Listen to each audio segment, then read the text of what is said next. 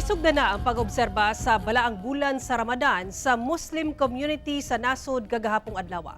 Sa pag-obserba sa Ramadan, gipanawagan sa religious leaders nga dili lamang kini pagpuasa, inay pagsunod sa mga tudlo sa relihiyong Islam. Ani report ni Argil Relator. Sa balaang bulan sa Ramadan, ginungagan matud pa ni Morbiya ang oras sa pagtuman sa religious activities, sama na lang sa pagbasa ug Quran. Kini aron mapakusog pa ang iyang pagsalig ug pagtuo sa katuroang Islam. Nagsugod na sab siya og puasa sa unang adlaw sa Ramadan niadtong Domingo.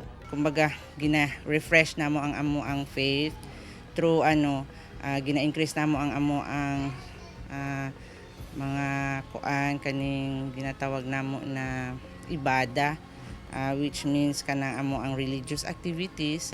As a Muslim, different yun sa ubang kuan kay murag ang kinship namo sa family murag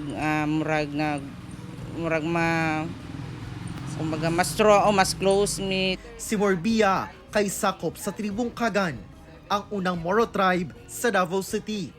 Sumala sa ilang imam, ang pagsugod sa Ramadan kay dili lang pagsugod sab sa pagpuasa.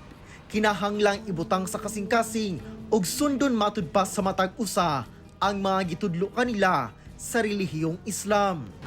Ang pag-welcome ng Ramadan is kailangan malinis yung intention natin lahat. Yung 5 pillars, pang-apat ito sa Ramadan, itong Ramadan. So gagawin namin actually yung 5 times a day na prayer. Din sa gabi, may prayer kami. Gawas sa 5 ka obligatory prayer matag adlaw, nagapahigayon sab sila og pag-ampo sa gabii o ginatawag nga Tarawih prayer para sa tibuok bulan sa Ramadan. Kauban si Mature Awing sa kamera. Ako si Argil Relator. 1 Mindanao